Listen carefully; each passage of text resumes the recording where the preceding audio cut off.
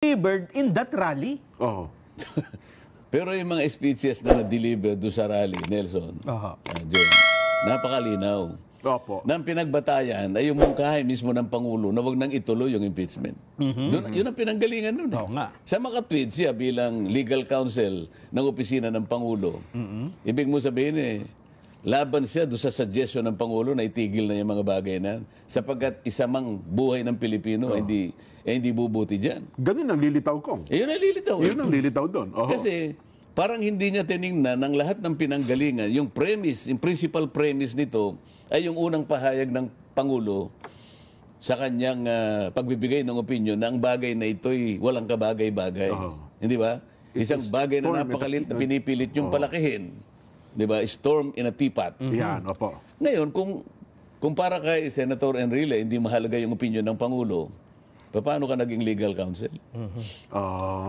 Doon inconsistent na yun. Kaya lang kung may kasunod siya at dito niya nilinaw na hindi nyo pwedeng gawin yan, ang presidente lang ang pwede. Oho. Diba, Ano Jen? nga yun?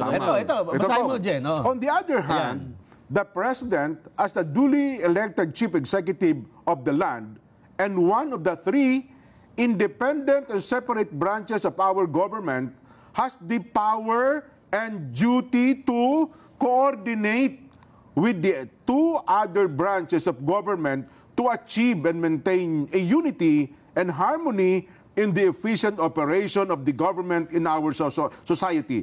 No one can do that officially except him.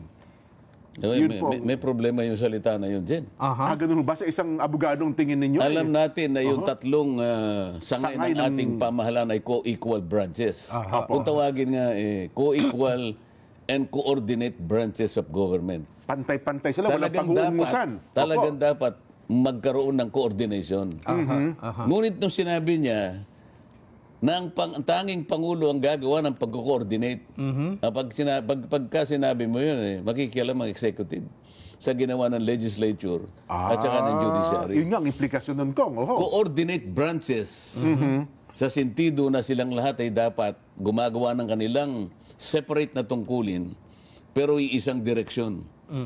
Ito yung pagtatanggol sa kapakanan ng bawat mamamayang Pilipino. Pero pag sinabi niyang, it is only the President which can coordinate. Hindi coordinator ang Pangulo dyan. Isa lang siya sa mga leaders ng ating departamento. Pag siyang lumitol na coordinate, patatawag niya yung mga mahistrado ng Korte Suprema, halika rito, ganito ang gawin yung pagdidesisyon. Is that the way to coordinate? Okay, tatawagin niya yung aming speaker. Itigil mo yan.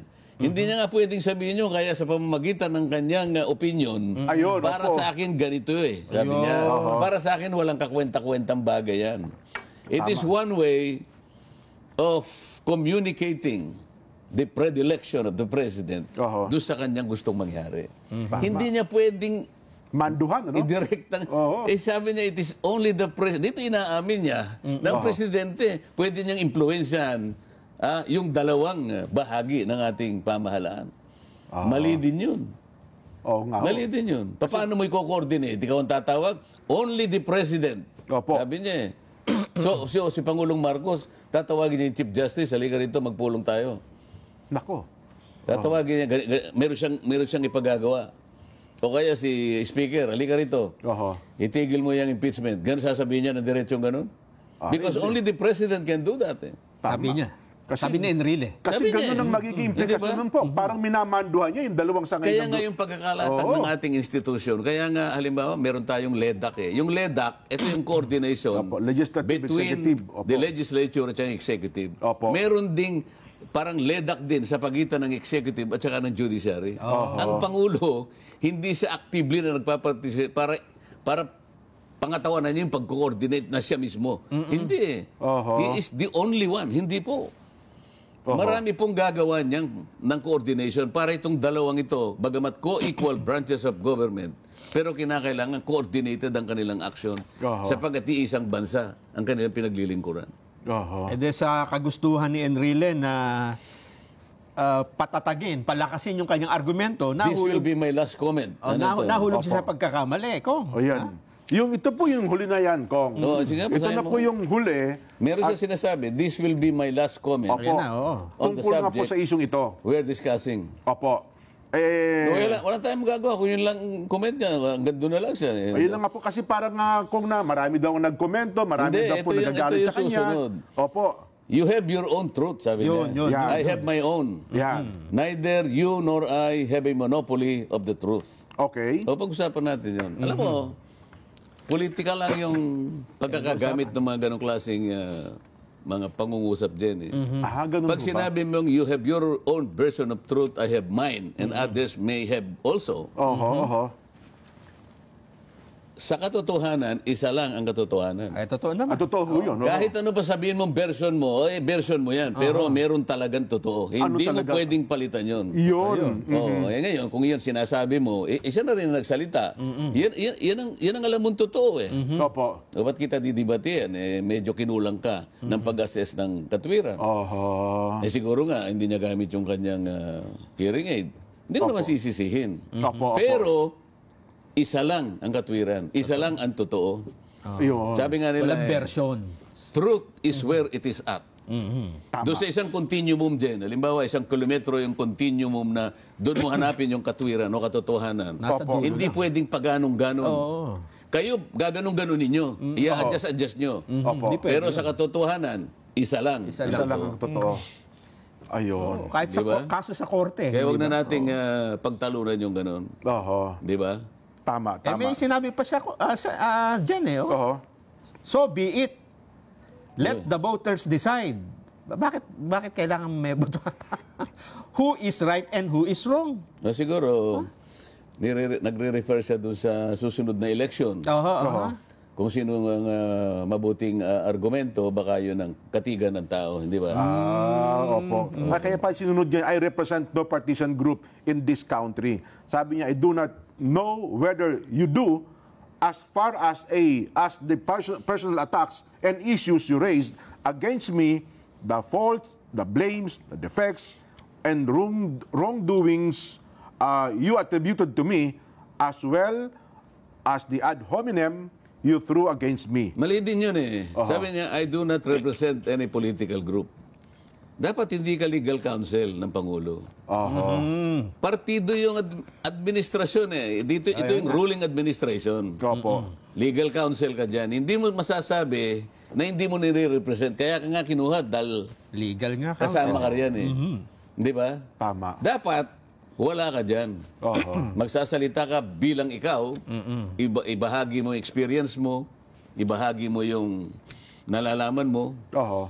tulungan mo ang bansa, makakahanap ng mga bagay-bagay na ating magagamit para tayo magkaisa, para makuha natin ang kapayapaan. Pero hindi ka legal counsel ng Pangulo. Tama. Isa kang retired Oho. private citizen. Yun ang walang partisan. Kasi kung legal counsel ka, Pero yung sinasabi niya na wala akong partisan na party na nire-represent, paano mo tatanggapin yun? Nandun po kayo sa Malacanang eh. You are even working in the seat of power. Nandun ka eh. alam nga naman kontrahin yung mga sinasabi ng Pangulo. Oo. Hindi naman po Hindi pwede. ka pwede kumontra. Kliyente Nandun ka niya para yun, kumbaga, advice eh, oo. ang totoo niya, nakalimutan niya na nanggaling sa Pangulo yung pinaka-premise kung bakit tayo nagrally. Oho.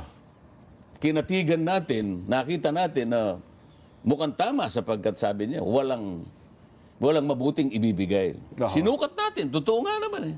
Oho. Sa harap ng napakaraming mga problema na hindi nasusolusyonan. Papalaki ng papalaki. Oho. O bakit hindi niya ma-process yun? Alam mo, konting processing lang yan dyan.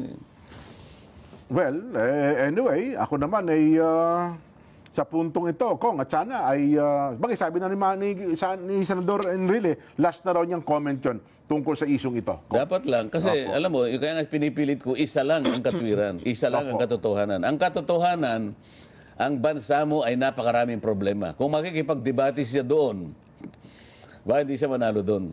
Ganon. Yung walang grievances. Yun ang katotohanan ngayon eh. Opo. Ito yung totoo ngayon. Naharap ang bansa natin sa napakaraming problema at tayo ngayon ay nag-aaway-away pa.